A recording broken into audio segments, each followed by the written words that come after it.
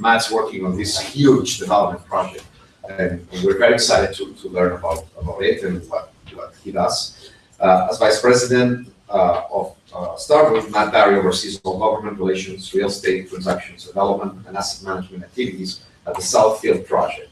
He's responsible for the local development team, including sales and property management. Matt led the initiative to change the existing enabling legislation, successfully obtaining the support of the residents, the three host communities, state legislature, and government. Prior to joining Starwood, Matt spent 15 years at Hines, an international real estate company, where he served as vice president overseeing $900 million of development in all asset classes for a diverse list of clients, including General Motors, Mass Mutual, Prudential, and New World Symphony. We're very honored to have Matt talk to you. Thank you. Good evening. Thank you for coming. Happy to talk about Southfield. Southfield is just south of here. It is a Navy-based closure project and 1,400 acres. There's 20 years of history. I won't tell you all of it tonight, but I will try to give you an understanding of what Starwood Capital Group has done since we have been on board. I've been back up in Boston for just over a year, so I'm happy to be home again, born and raised here. And it is the first time for me that I could put glimpse and an aerial view and then, an apartment building all on the same slide. So we have a bit of history to get through, and I'll start with the history and guide you through it. Off of this slide, probably the only things to know is 1942, the base was commissioned and opened. It was really part of the World War II effort. They did have anti-submarine launching blimps from the site. In 1991, kind of at the close of the Cold War, the Base Realignment and Closure Act and Closure Commission was formed to reduce the footprint of the military in the United States. And this base closed in 1997. And so when I first came up here about a year ago, I was wondering why this wasn't a stabilized asset versus a development opportunity. And we'll try to take you through a little bit of what it took from there to here and reasons why that particular development hasn't moved forward. I will warn you, I may say something, and they mean stuff to me. And they're acronyms and they're words, and they mean a lot. And if I don't define the acronym, or I repeat something over and over, and you're not sure what it means, because it could be any of these. Some of them some of them you may think but we use them differently. Feel free to raise your hand, get my attention. I'll go back and explain to you what I'm talking about. As you can see, SWNA, South Weymouth Naval Air Station, BRAC, Base Realignment Closure Act. So I've probably already started off poorly, but stop me if that's not the case. Statistics, 1,400 acres of land, 1,000 of which are currently planned to be conservation open space, 2,855 residential units of any type we want, 2 million square feet of commercial entitlement. We have amenities, parks, a regional recreation facility, nearly 50 miles of hiking and biking trails that we have to create. We have a commuter rail station, a parkway, kind of a secondary roadway to connect Route 3 to Route 18, on-site wastewater treatment plant, and ultimately we expect to have 8,500 full-time employees at the businesses on site, 5,300 residents, 600 school children. As you can see, this is somewhat repeated, but just to orient you, we are just south of Boston. So you have Boston, these are the commuter rail lines. Southfield is down here. We span 3 exits on Route 3. It's just some distances from Boston. It's a better aerial view. You can see we have the disaster that no one should drive through. It's South Boston. Route 3 comes down. Route 18 runs through Main Street, Weymouth. And this is the Naval Air Station before development began. That's generally our master plan. We have spent all of our time since I've been here focused on some entitlement changes that we needed. Because this is a Navy base that was closed, this is the subject of law for the Commonwealth. And so for us to make the changes we needed to make, we had to change the enabling legislation and have the governor sign those changes into law. And so we have not spent a lot of time revisiting the master plan and the zoning, but that is part of what we were looking for in the change of entitlement, was to make that process easier so that we could look to make those changes. Here's a bit of the history. In 1997, the base closed. They formed a planning committee. The planning committee thought it's a naval air base, so the best use of the air base would be an airport. And they would do recreational flying, private airplanes in cargo and warehouse distribution. 800 residents came to Hangar 1 for a public meeting, unanimously voted no. And then they went on to the second proposed reuse of the base. Later in 1997, the Mills Corp, subsequently purchased by Simon Properties, proposed a mega mall. So if you've ever been to the North Shore Plaza, the South Shore Plaza, something of that size and scale, 2.5 million square feet of retail. They went through a full process with the 3 towns, and they created a reuse plan, which is a requirement of a base closure. They obtained approval of the 3 towns and the Navy for that, and then went forward with trying to get a parkway approved.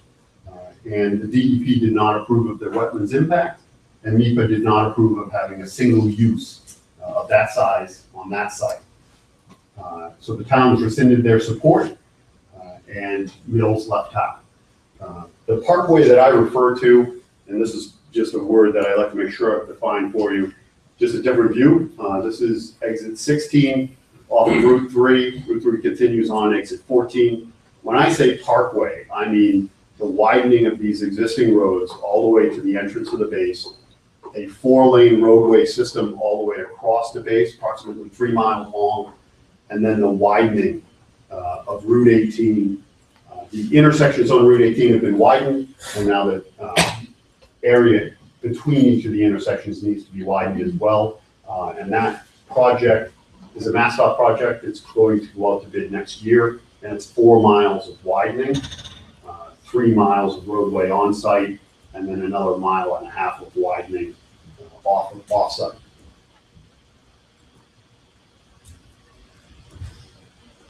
Third proposed reuse, which is, my understanding, throw up your hands, call mass development, have them come in and take over and try to execute a reuse plan of some use of the base. And over time, they decided that South Shore Tri-Town Development Corporation, who was the local land authority for the transfer of the land from the Navy, and Mass Development could not come to terms.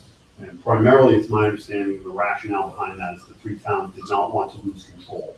They didn't want to hand over to a state agency control of development of land within their towns. And so that takes you from 97 to 2001. 2002, the 4th proposed reuse of the base was to hire a private developer to go out with an RFP process, find a private developer, and say, what would you do? Private development community.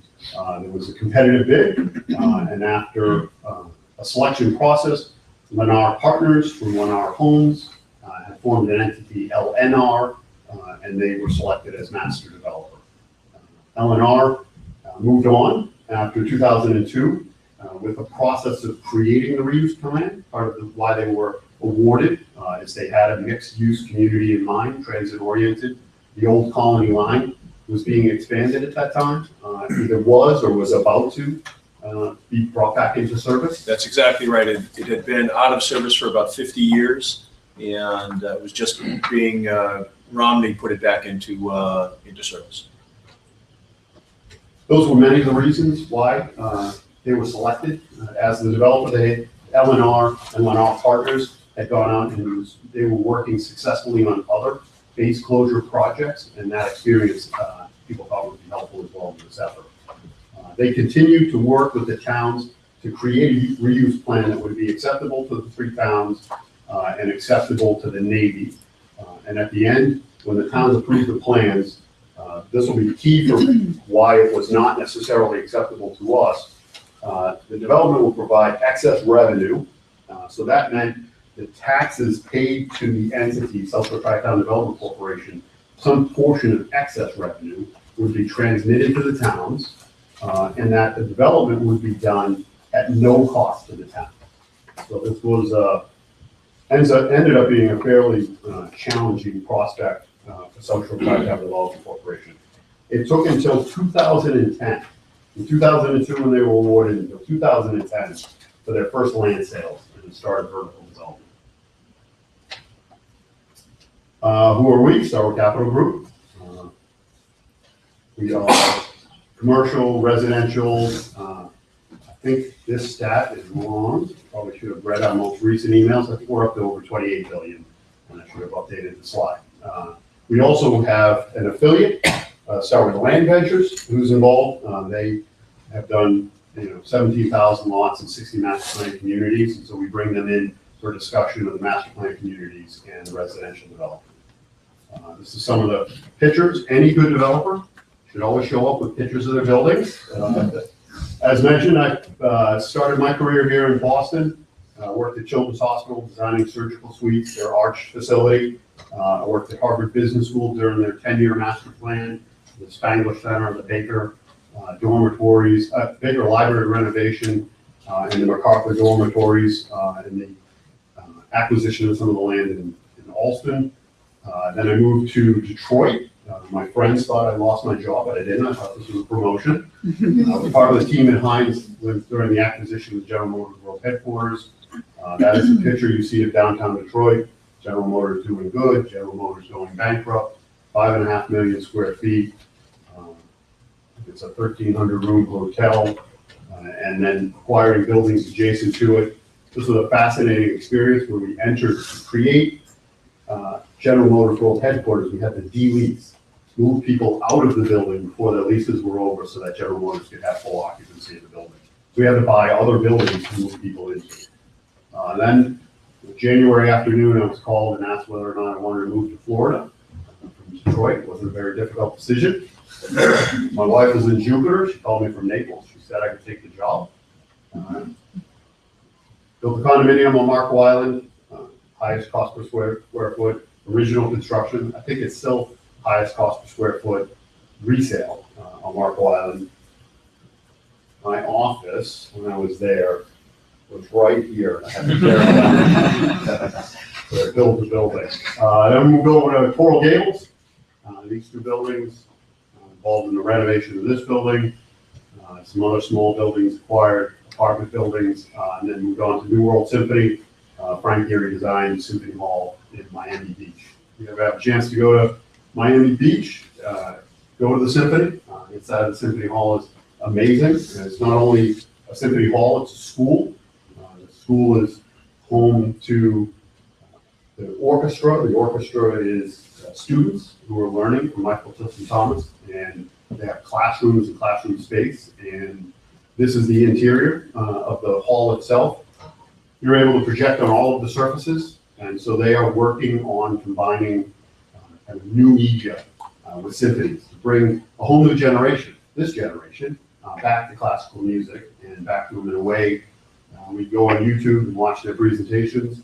You can also go outside, and every other Saturday for free. You can bring a picnic, and you can hear the sound from inside the hall recreated outside. New York Times arts critic called it the highest quality outdoor sound system he had ever heard. I'm just there on Wednesday. You were? I was. It's fabulous. Great project. Thursday, That was- actually. Thursday. Probably the most rewarding project I've ever worked on. I'm not sure anything will equal it. To be in a hall when the symphony plays for the very first time is different than lawyers moving into a Class A office. Maybe not as lucrative, but certainly more rewarding. Starwood purchased the Eleanor property in April of 2013 for just over $1 billion. Southfield was not the rationale, it was not the asset that they were pursuing. During the underwriting, they placed the value of Southfield at $0. The construction was closing in on being, it was going to start. There's a lot of rules that were in place at the time where you had to build 150,000 square feet of commercial space for every 500 residential units that you built. So the 500 to 150,000, 1,000 residential to 300,000, and that is challenging on the South Shore of Massachusetts in this market. It's challenging in any market to create a mixed-use community where one asset class is tied to another, where you can't just simply follow what the market tells you is the right thing to develop at that moment. And it made sense from a municipal standpoint. They wanted to limit the traffic. I didn't realize this, but for residential development, old people, 55 plus are good, children are bad, commercial is the gold standard. And so for municipal tax revenue, school children are a challenge. I think they are the foundation of any great town, but this is part of the reason that these hurdles were put in place. So we had to make a decision whether or not to dissolve the entity or continue and try to find a way to partner with the towns to decide whether or not this made sense. The towns have been working on this project for 20 years, and there's a lot of authors, a lot of pride. I've never worked on a project where I just randomly go out and I meet my neighbors and I mention it, and they have solutions for me. You need water, there's an aquifer. I didn't know there was an aquifer. And all sorts of people have real serious commitment to this project.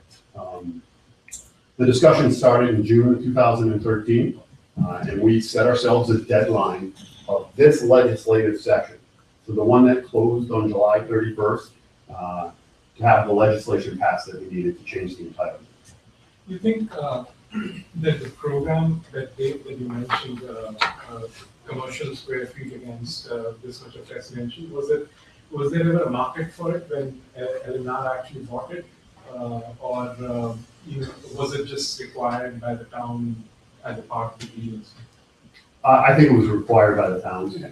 I think if LNR had wanted to, and they may never have gotten the reuse plan approved. So part of their making these promises is why I'm here today. So I'm always thankful for that. But when you look at the South Shore of Massachusetts and you look at the density of commercial space and the available commercial space, and really the total commercial space, any commitment to build 2 million square feet of commercial should have been questioned at the time.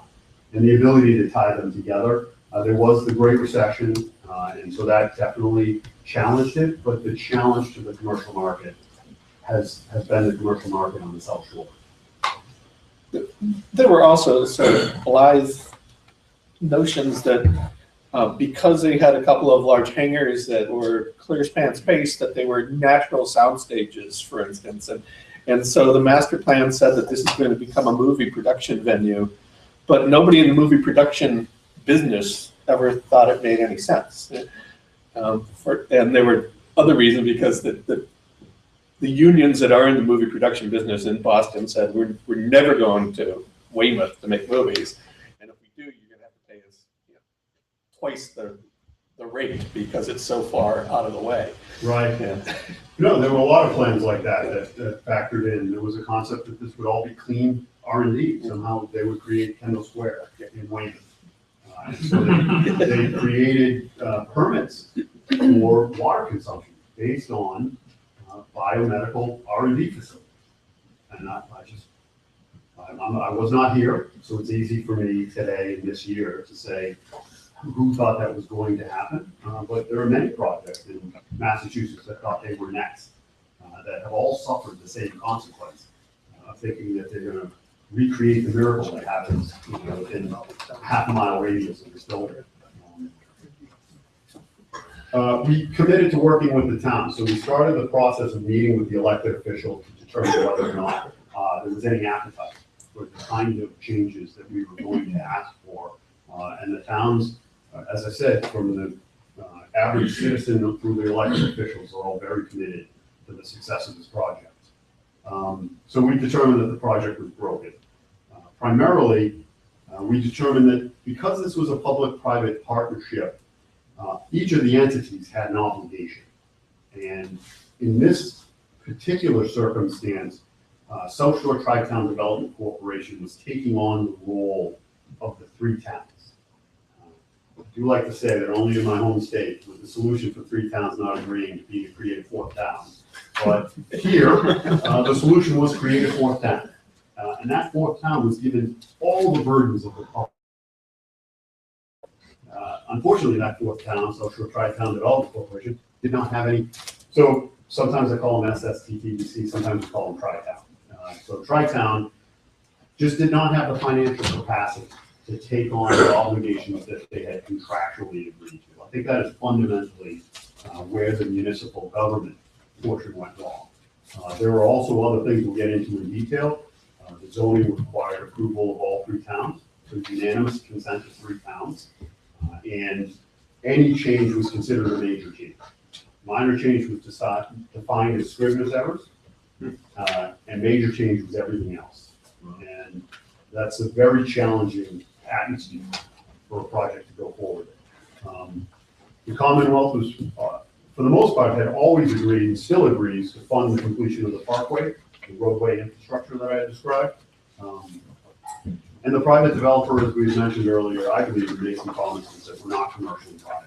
So sometimes we say that L&R never said no. And our job was to say no, early, often, frequently, to the public entities. So we have insufficient water for full build up. The three towns are in a constrained basin, water basin, and so there's not enough water. That obligation was put on Tri-Town to fulfill. There's no wastewater. Each of the towns has zero capacity for additional wastewater, and the kind of development we're talking about is between 750 to 1 million gallons a day.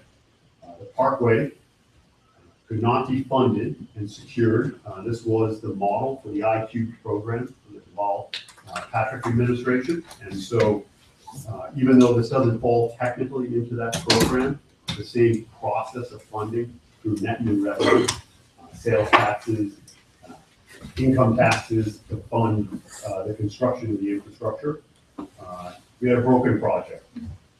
The revenue for Tri-Town, tax revenue and out of the payments that we made to them, the year we took over, they were at a $2.5 million budget deficit on a $5.7 million budget. They were funding from cash reserves and increasing our tax rate in the commercial property to fund the taxes that they needed. And so over time, because there were residential development had occurred, in lieu of that, the solution was to just increase the commercial tax rate, which feeds into the inability to build commercial space.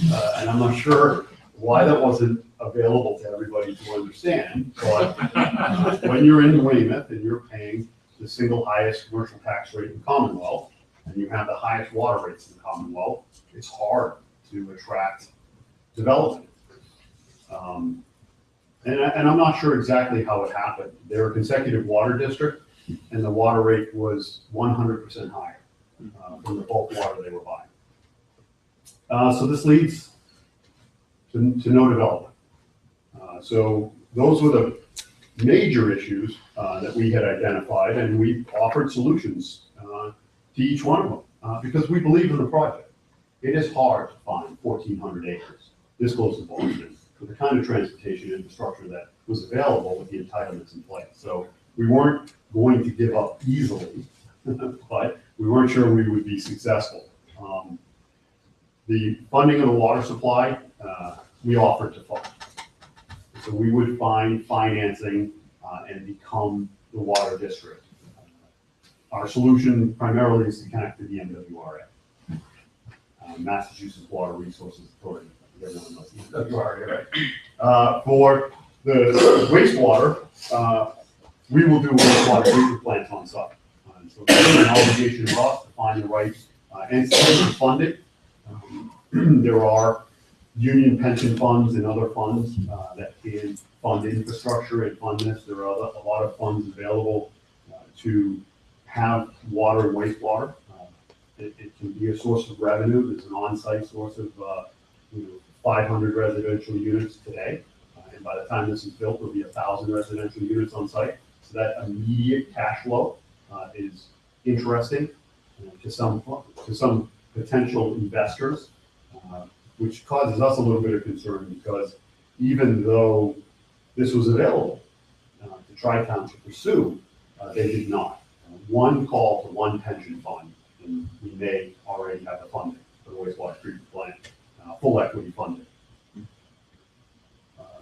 The Parkway, I don't want to spend a lot of time on this, but I'd be happy to answer questions. The IQ program of funding through net new revenue had to be revisited. The development has not kept up with the pace that was expected, and we would be obligated to pay about $1.6 million annually for the debt service on the Parkway. So we are working with the Commonwealth to restructure the Parkway debt and to complete the construction of the Parkway so that we can, so the Parkway is critical to commercial development, and we need to restructure the debt in such a way that we believe our development plan will fund the net new revenue going forward, but there's a period of time that needs to be forgiven or deferred. Matt, for the wastewater treatment plant, could you look at something as basic as a revenue bond to do that once you get the 1,000 units on site? And you're pursuing equity, but is there also the debt capital markets that you could explore, or is there too much risk? Oh, no, and that would be our plan. We're going to put our own equity in, then we would then put a utility bond over the top of it the moment it was open and available. But that would be not available to Tri-Town. And so, although it is available to a company like Starwood Capital to put in that investment for the revenue to fund a bond over the top of it as soon as it's open, Right. Tri-Town couldn't do that. What I'm surprised is that there are union pension funds available to be equity partners to fund the entire thing up front. Got it. So the municipal services were significantly higher than they should have been. And this simplest solution, we just want to be residents and citizens and businesses in the towns where the land resides. This was the biggest hurdle. The towns were promised no cost, which equates to no risk, which equates to no worries. And we're asking them to sign up to the normal public-private joint venture. We will trade tax revenue for municipal services. And if all we build is residential, their concern is that those tax revenues will be insufficient for the municipal services. They also had the concept of excess revenue, which we quickly explained to them. Now that real taxpayers were available, meant excess taxation would never be accepted. I'm not even sure it's a model that works given the laws of the Commonwealth. You have to, as a municipal entity, develop your budgets based on your actual costs with no more than a 10% contingency. And so how they thought they were making a profit that they could share with the surrounding towns, I don't know, because once a person actually pays those taxes, they probably don't endure paying them the following year. So this was the most challenging request that we were making to the towns. No amendments, as I mentioned earlier, to any of the zoning without 3 town approval. 2 of the towns have town meetings. If you're not from Massachusetts, town meeting is terrifying. Whoever shows up gets the vote, and that is how it works. And so, but the biggest challenge was really that the way a zoning change works, and I've shared with the towns, every project I've ever done, we've asked for something. Could be something little, could be something big, but it is something. And if I was looking at this, I might consider going to somewhere like Weymouth, a city form of government, planning board, and a city council, but there are no floor amendments. There's no dialogue. And at first we didn't fully understand why that was.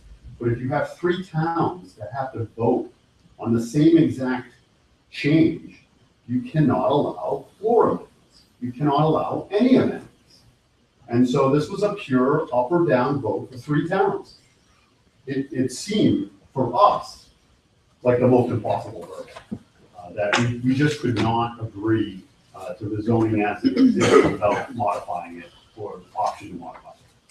what if you got two towns and one shutting down? Would that scale the whole project? Your zoning change would be deemed not approved. Ouch. So, any of the three towns could veto the other two. And that did not work for Weymouth. 90% of our assessed value is developed in Weymouth. Weymouth is 55,000 people. And they were concerned that future zoning changes could be vetoed by a town with zero assessed value in it.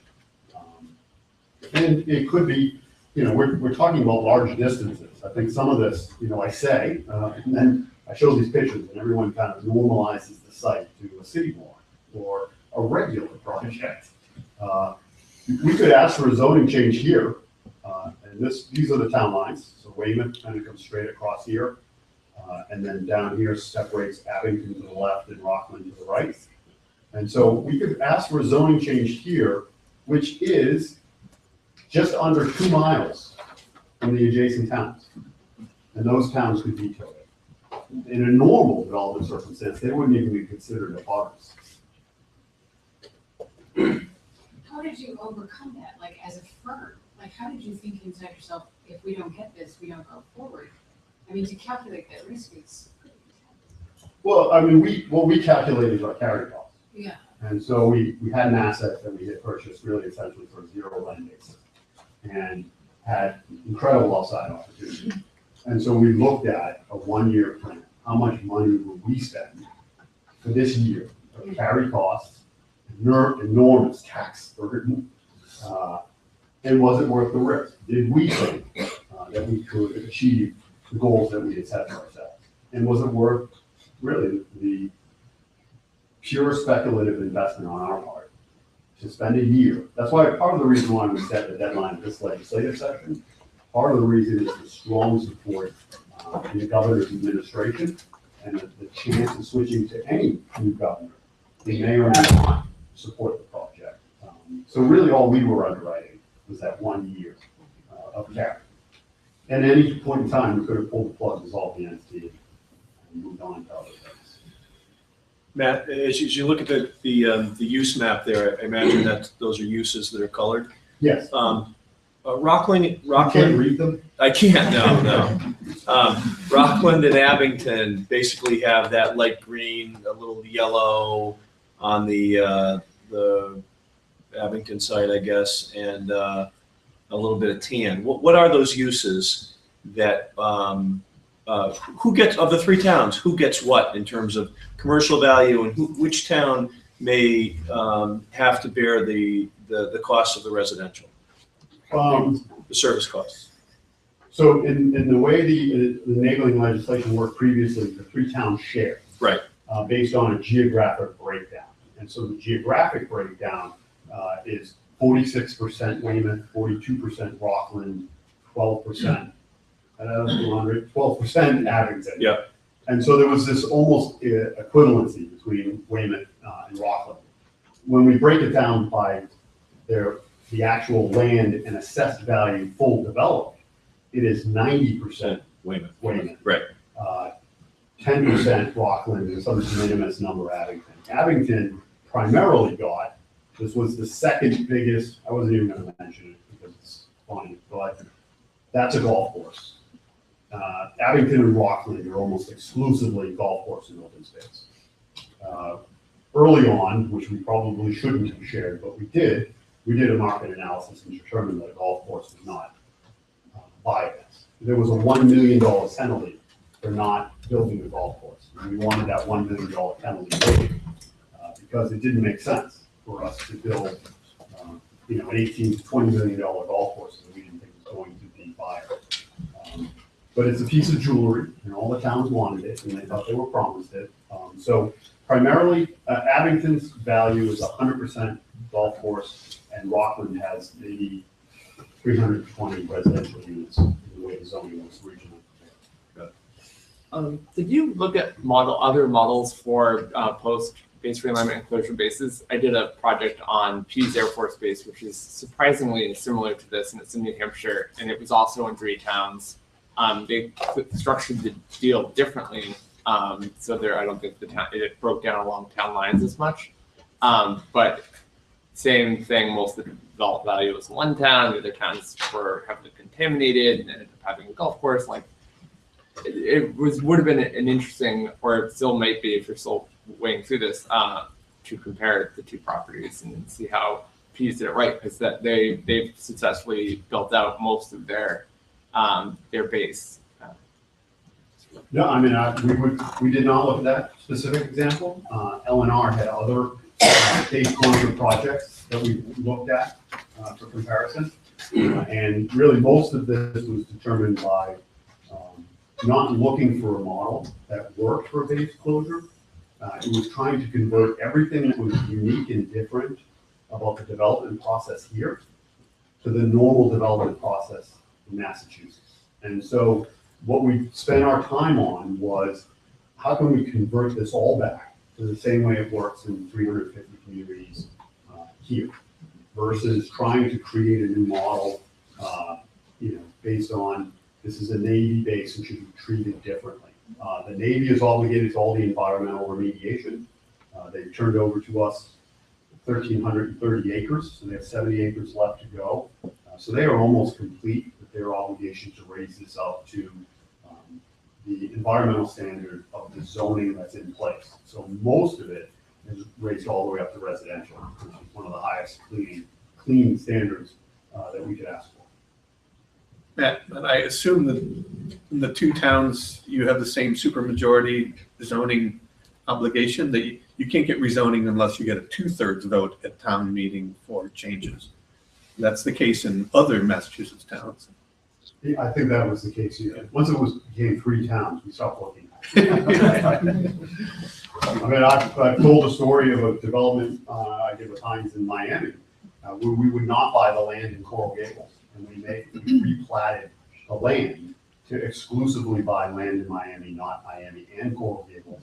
And we planned to just, at some point in time, use the land in Coral Gables as just open space. We wouldn't approach any vertical construction, and then we decided it was too big a risk to own land in 2 cities.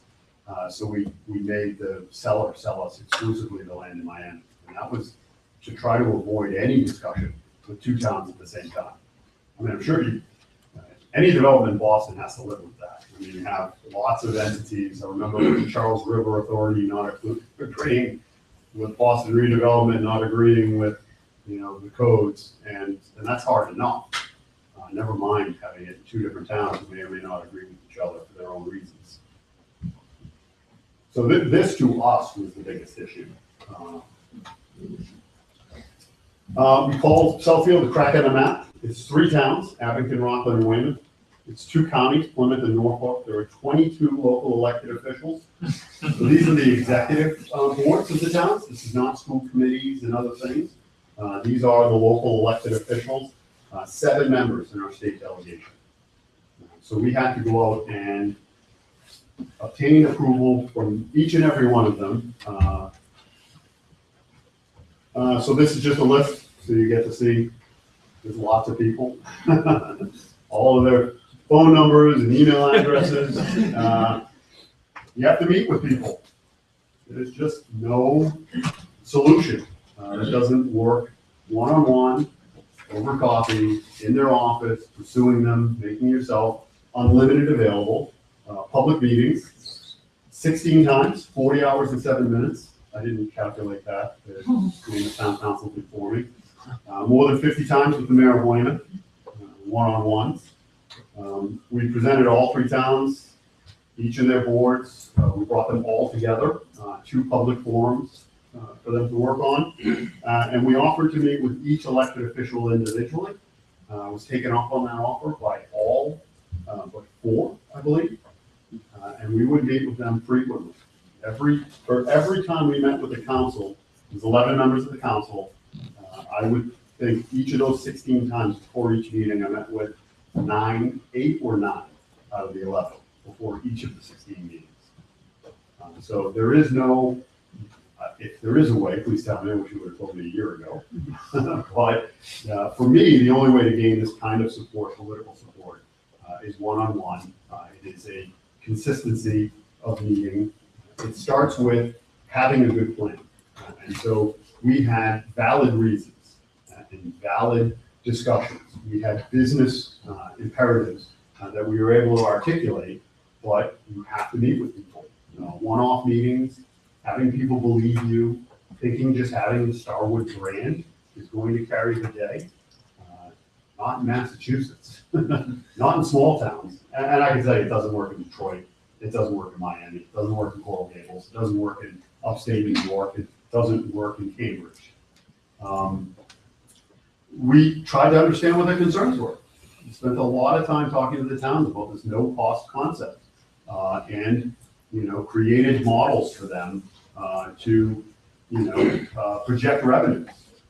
Spent a lot of time with each of the department heads going over, what would happen.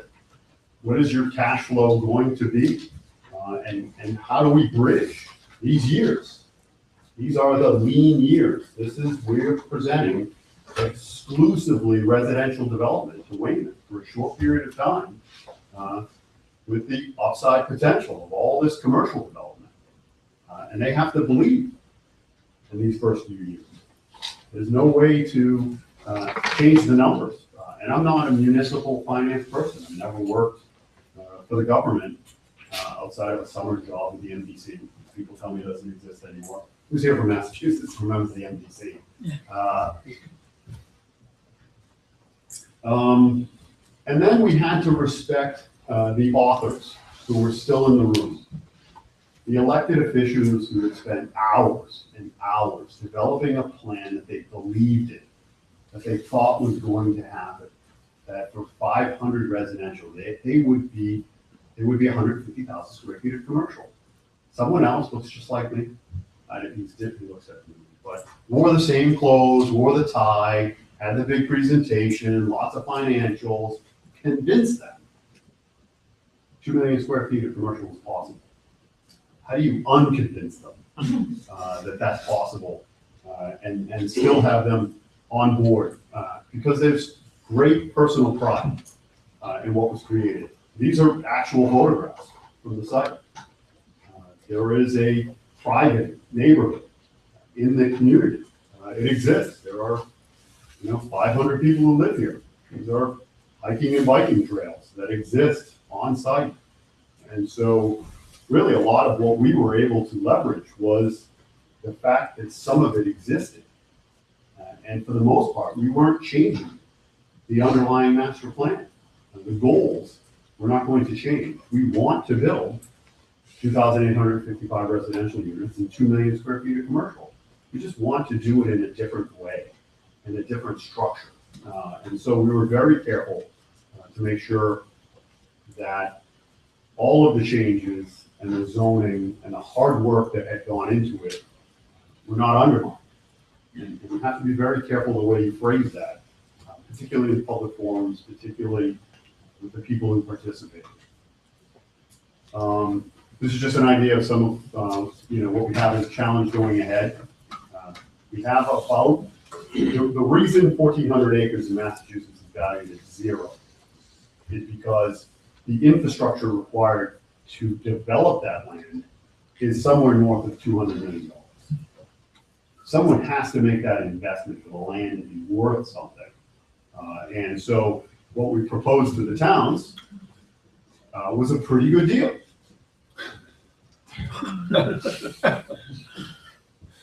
We would primarily make the investment. I'll go back to this. This is go forward cost. The Commonwealth of Massachusetts has already invested $28 million, and L&R took a $110 million write-down. So I couldn't be here today if I had L&R's debt.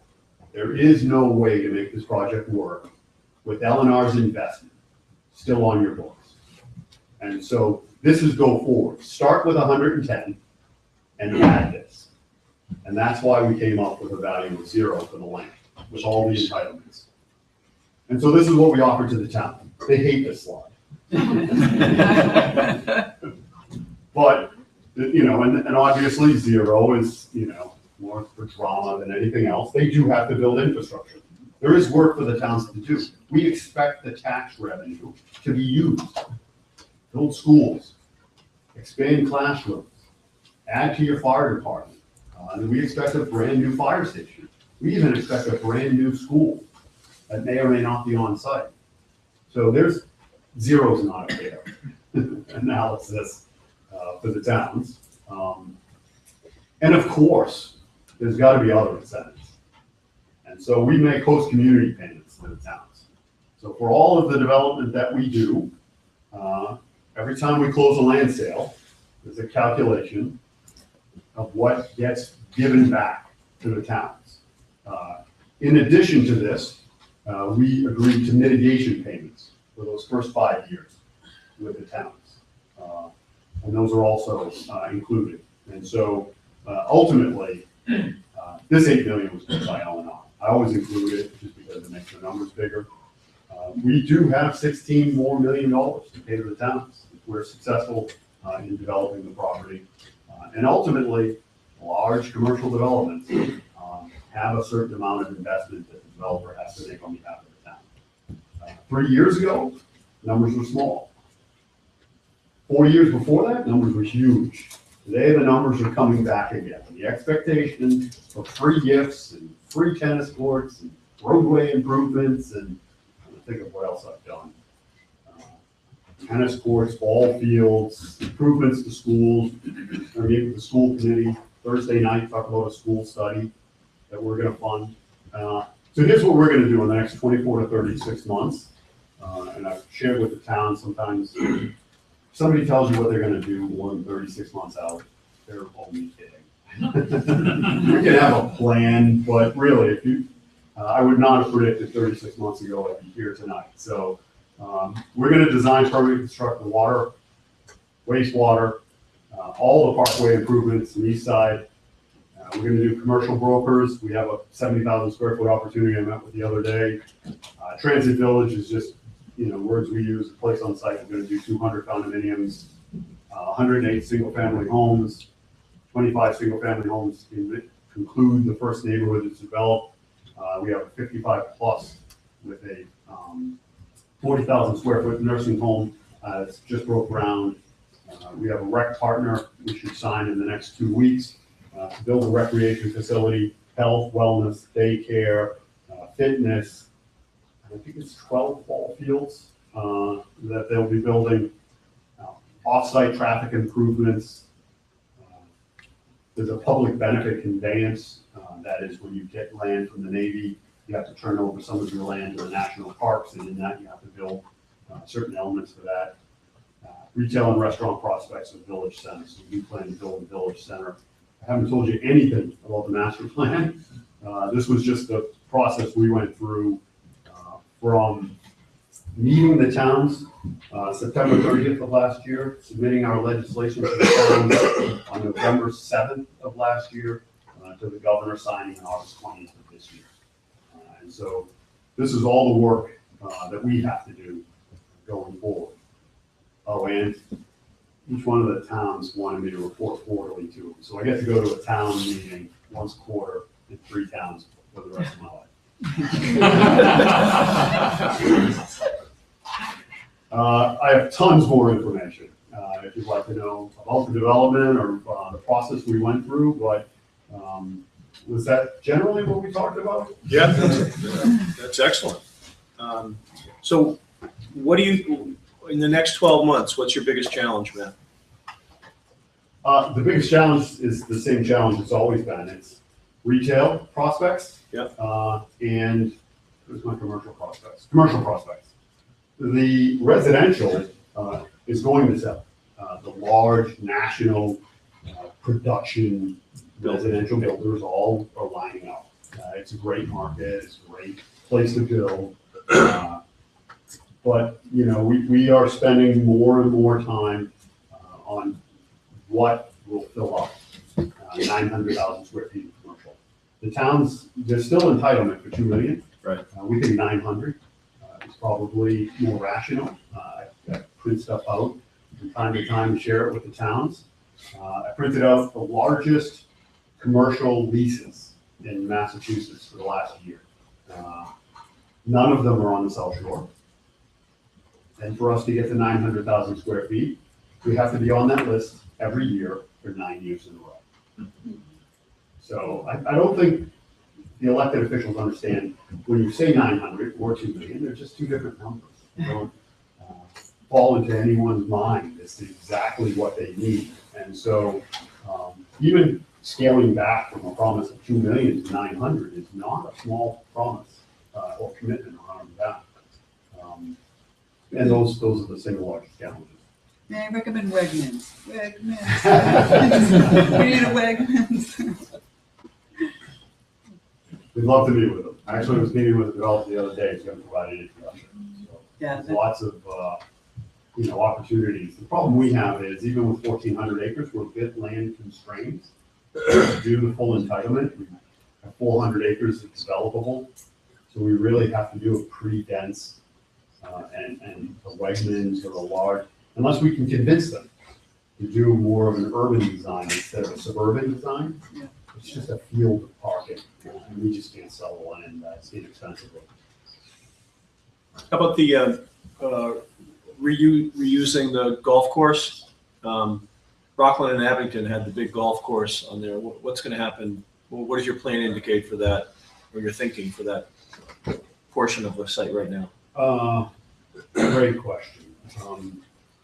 All right, so we haven't thought about it yet, because any good developer will tell you we'd like to convert some of it to a higher and better use, which in my mind is construction and development. So there are other uses that we're working to try to define. We have taken away the jewelry. Right. People are still sour about it, and we need to find something that is a public benefit and give that back. And I don't know what that is. We've spent a lot of time talking about it internally and bringing in consultants. And we need to figure something out for that. Now, will 100% of what is open space today be open space tomorrow? I mean, that's part of the thought process, is maybe that's not the best use of that land. But, something has to go back. A significant public, all three towns, the whole community come, use, enjoy, and very few people in the towns play golf. But surprisingly enough, losing a golf course was a big emotional problem. So we have to solve that. We haven't, we spend a lot of time thinking about it, but we haven't, this was enough for 24 months. Right. Somewhere in there will fit thinking about it, but, it's certainly something we have to do, I think, for the towns to be satisfied. Quick question about the infrastructure costs, Mhm. 214 million. Is that something that Starwood came up with, and how would the towns go and verify? Like, is there a way, a separate process? Like, would they go and actually check, like, how Starwood has like made all these assumptions, and how did you guys come up with the number, and how would they actually, just take it on face value, you guys say, or they would have like separate people go and like verify what exactly it costs to develop the whole infrastructure? Well, I answer two different ways. First and foremost, the cost of that infrastructure was the most important part of our original decision as to whether or not this land could have impact. There was a developer on site. That developer had a master plan and costs. And so one of the first things we did was gather what information they had, and then went through a process of validating that. Part of the benefit of the master plan developer who's an affiliate, is they build master plan communities all over the United States. So we took their numbers, we had to validate them to Massachusetts, and then we took LNR's numbers, and we had to validate those to today's dollars.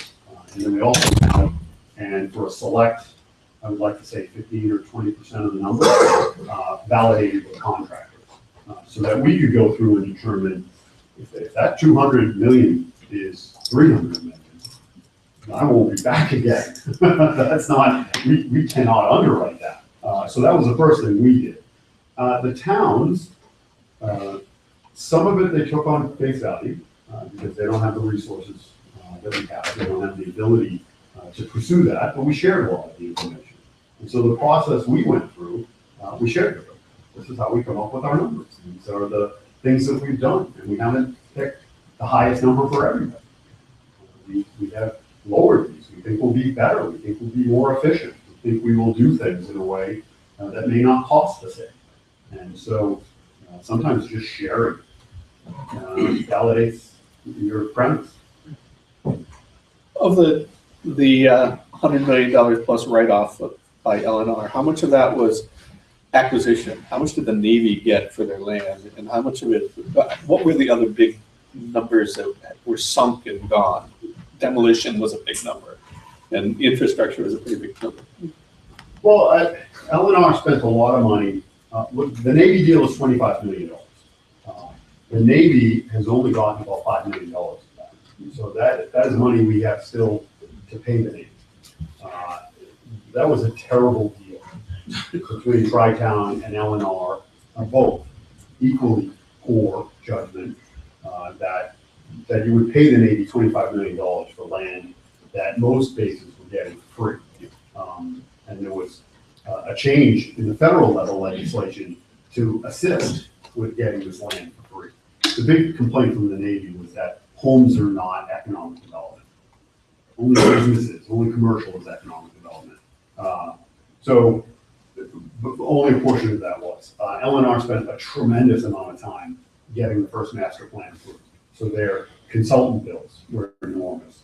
They funded the operations of Tri-Town. So there was a tremendous amount of just operating costs that they paid for.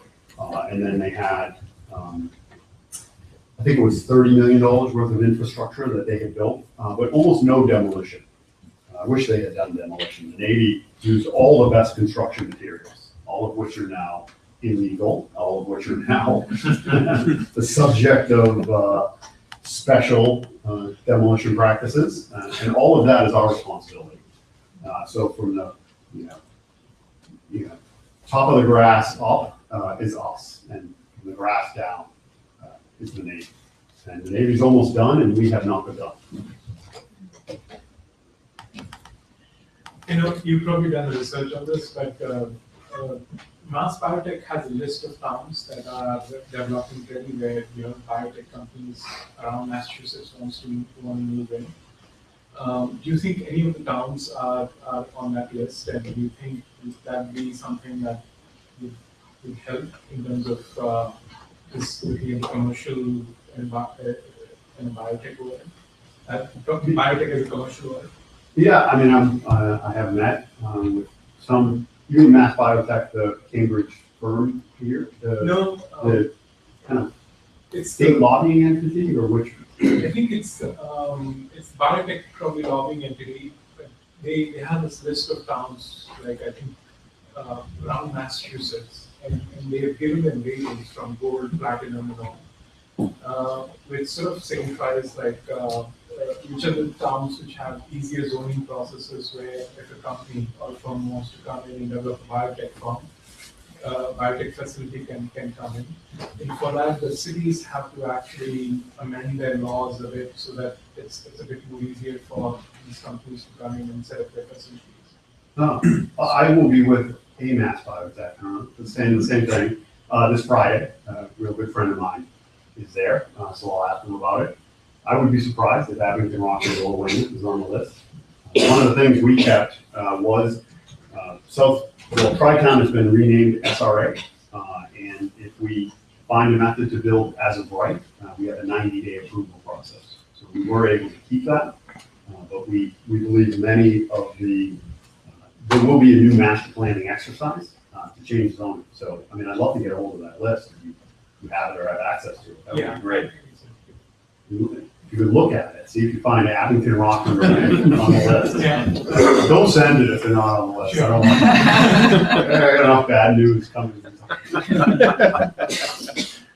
Coming back to the commercial farms that you have, what are the demographics really supporting? So when you do a market analysis, you look at your competitive cities, and what is the supply that you're competing with? Well, for this site, we to jump backwards because can't go backwards fast enough. Really, we have focused on a strategy to have residential carry the next 2 to 3 years. And we are trying to determine what our commercial campus wants to be. And so, let's wait back. I'm just trying to get to one of the aerial views. But really what we're talking about now is trying to find a way to leverage all of these transportation improvements. And so, you know, although this site is not the easiest place to get to from Boston in a competitive market set, you drive south of Boston, you pass by Crown Colony, you kind of, you know, continue around, you've got all the different development sites in Braintree. So we're not going to pull people past that. And so what we're looking for, and the South Shore Chamber of Commerce is helping the regional study of what the labor force is and what the businesses are. Because what this traffic improvement does is makes this the easiest place to get to on the South Shore. And so if you have people who live in Hingham, and people who live in Brockton, Quincy, and Braintree, they can all come here. One of the industries that makes the most sense for this site is in the kind of hub and spoke mentality of the medical community to create, you know, a medical campus to grab all of the people from Cape Cod before they get all the way up into the city and try to do some of that kind of outside of the city, you know, like a Mass General north, south, they have a north and a west, they don't yet have a south, and find a way to create that. There is a retail market. Part of our strategy for some of the more specific development is to not be everything for everyone. And so I could spend the next 10 years and try to get up the learning curve in every market segment, or find the best local developers. And so we're out with what we have identified as a list of local and national retail developers to ask them that same question. Some of them do believe that this, you know, village center concept, some retail, some walkable retail in this dense community can work. You know, there's a Derby Street shop. It's just an amazing development and reuse development.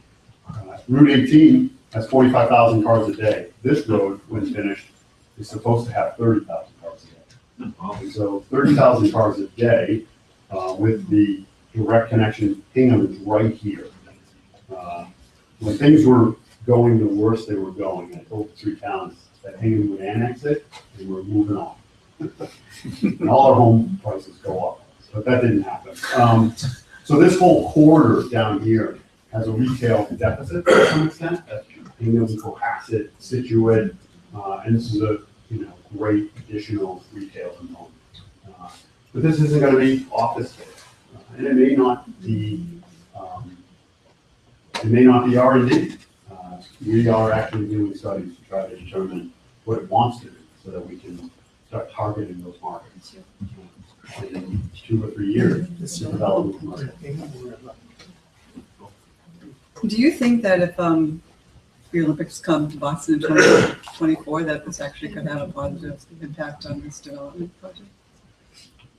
In terms of some of these possibilities?